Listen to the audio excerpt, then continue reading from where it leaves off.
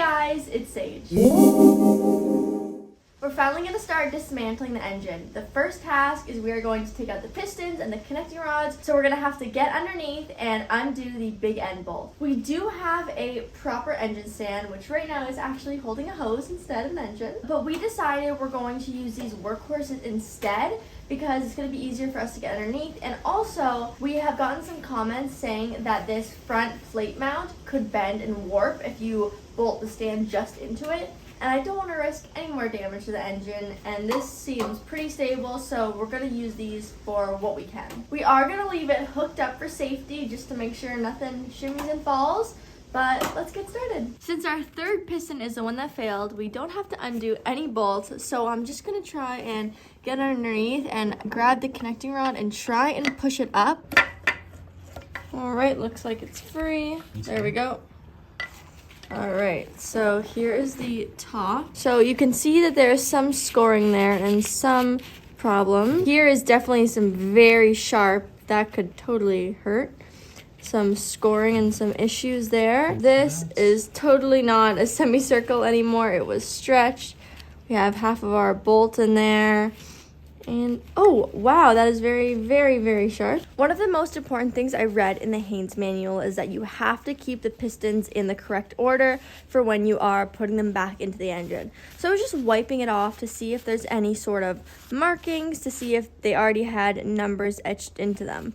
But when I did, this I already showed you, which means we're gonna really have to check the cylinder walls because you can tell it has been rubbing up against something. If we go this way, there is, wow, that's sharp. There is a large crack, and it actually, you can see it all the way inside. See if you can see it there. So that does not look good for anything. And I'll show this again. There's a burr here, and this is very sharp. So we're gonna have to examine it. These sides are really dinged up all the way around. And again, the top is totally messed up there, so definitely gonna need to replace all of this. So here is our damage on the crankshaft from number 3, and we're gonna be able to undo the big end bolts from number 2 and number 1.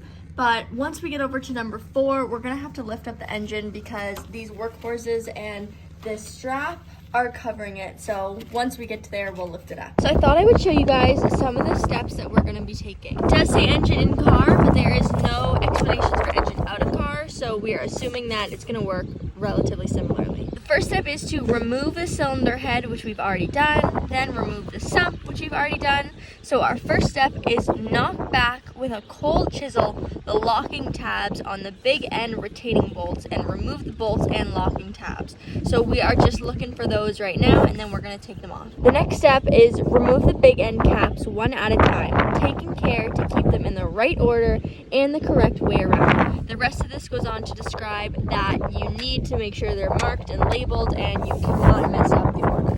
It turns out we actually can't get to number 1 either, but here's number 2. And the first step that I just showed you is to remove the tab lock washer. That would basically mean that there's something here to hold these to make sure that these bolts don't come unscrewed. But there isn't one here, and we can't see the other ones, but that would make sense if there wasn't one on the third connecting rod, because one of my bolts fully came unscrewed and then the other one snapped off. If there was no tab lock washer, then if there was like a loose bolt, it could have easily came unscrewed because there was nothing holding it on. So that's unfortunate, but that could be a big reason why everything happened. So these bolts are on super, super duper tight, and they're not seeming to want to come loose at all.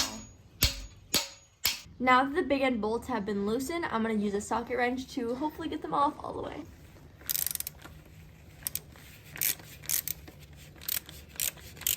Try and loosen it up with a hammer and some wood. It's leaking a little. Oh, ta-da! Okay, there's a big end bearing, not all messed up like it was in my sump. Since I don't want to damage the other half of the big end bearing, I'm going to push up the connecting rod and try and get it. Okay, so here it is. But now what I'm going to do is I'm going to continue pushing up this connecting rod, and then I'm going to go to the top and try and get the piston out.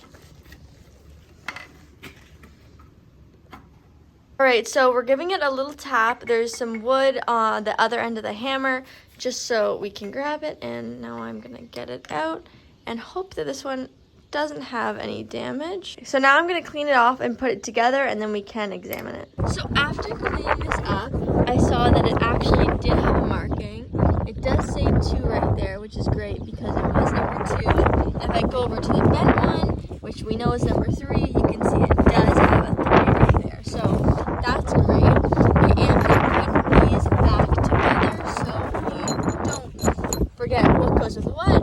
I just screwed it all back together so we don't lose any pieces. To get to 1 and 4, we just lifted it up, and now we're gonna be able to access them. We got the big end bolts off of number 4, and now we're just pushing the connecting rod up so we can grab the piston out. All right, now I'm going to grab it out, and I'm gonna clean it. Whoa, it's leaking. I'm gonna clean it out, and then we can look at it. Now number 1 is loose, and we are pushing it up.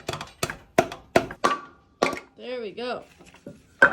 All right, and I will show you guys this one all cleaned up next. Here is number 4 all put back together, and I think it looks all good.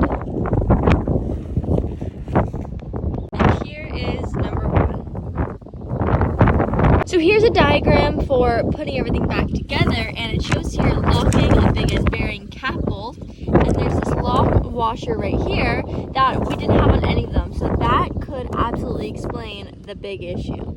You can see the cylinder bores here. They are nice semicircles, but when we get to the third, where the third piston was, you can see that it's totally gouged out and not at all a semicircle anymore. So here you can see it is all gouged out and damaged, so that is something else we need to be careful of. But I'm just gonna show you again. That's what it should look like, a nice smooth semicircle. Since we're now done with the pistons and the connecting rods, we are gonna move on to the timing chain, gears, and cover oil seal. The first step is drain the cooling system, done. Second step is remove the radiator, done. The next step is slacken the dynamo or alternator mounting and adjuster link bolts. So we had the alternator off, but then we put it back on so we could hoist up the engine. So we may have to take it off again or just slacken it. Next is bend back the locking tab of the crankshaft pulley locking washer under the crankshaft pulley retaining bolt or starter dog bolt. I think it'll be very interesting to see if this one actually has a locking washer or not. Looking at this, the locking tab should be here, and there's nothing. So clearly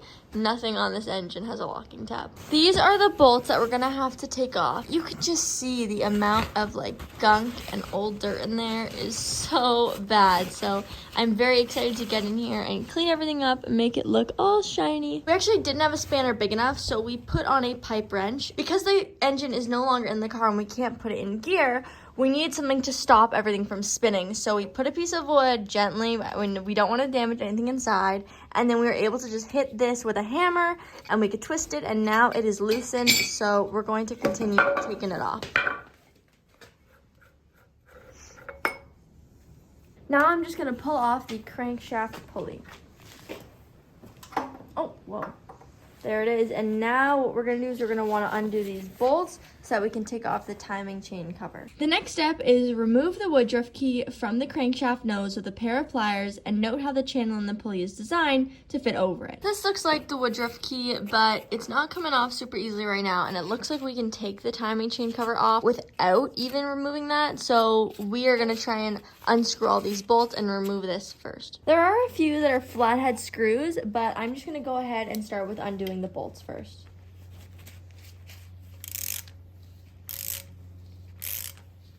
The flathead screws are super tricky to get off, so we have a pair of pliers attached to a screwdriver, and we're just trying to crank them. They are super tight, but I'm curious, does everyone else have this, or was this maybe just something put on mine? Or is there a way that I can switch these to bolts for future? Because taking these off the flathead screwdriver is not easy. We got all of the bolts and screws out. We just have one left, which I'm going to take off, and then I'm going to try and pop off this cover.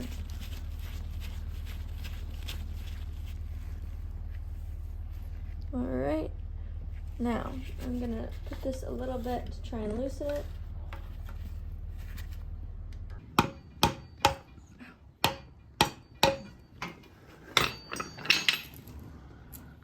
Go all the way around, different sides. See if you can pry it off. Go up top. We pried off the timing chain cover, so now I'm just going to pop it right off, and there it is. Now, I read in my Haynes manual that I have to mark my timing chain, and I don't want to mess that up. So I'm going to wait to continue until I do some more research and hopefully get some comments from you guys on how to mark it properly and accurately. Look, our first lock washer. All right, well, that is the end of today's video. I'm really glad that we were able to get the pistons and the connecting rods out so we can actually see what's going on with them. And let me know if you know how to mark the timing chain and any stuff I need to do to make sure I do that properly. But see you next time.